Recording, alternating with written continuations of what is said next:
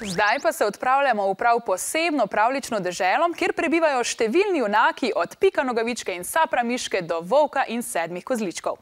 Dežela se imenuje Gorajte in v njej smo uživali tudi infodromovci. Takole je videti pot v pravljico, kjer živijo škratje in druga pravljična bitja.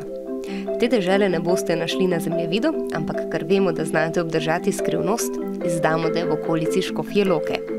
22 pravljičnih bitij čez leto sicer spi, decembra pa jih pomagajo prebuditi tudi vaši vrstniki prostovoljci. Da si lahko Pika, moraš biti vesela, zabavna, smešna, zmeri moraš biti z nasmehom na obrazu. Da škrat moraš biti pač malo nagajiv, pa da malo otroke zabavaš.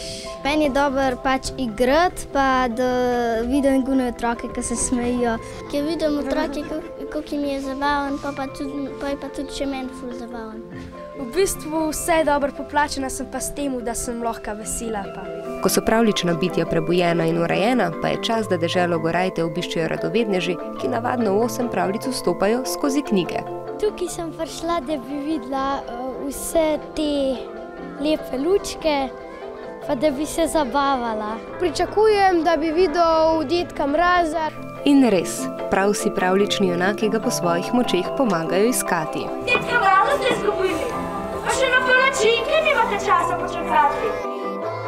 In ko ga takole prikličejo, Dedek Mraz razdeli darila, ki so jih pomagali pripraviti starševski škrati.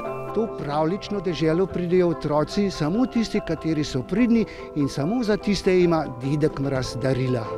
Po 1 uri so pravljična bitja od obiskov utrujena in gredo spat, ampak prebudijo se vsak dan kar 3-krat in se pred ljudmi skrijejo šele 29. decembra.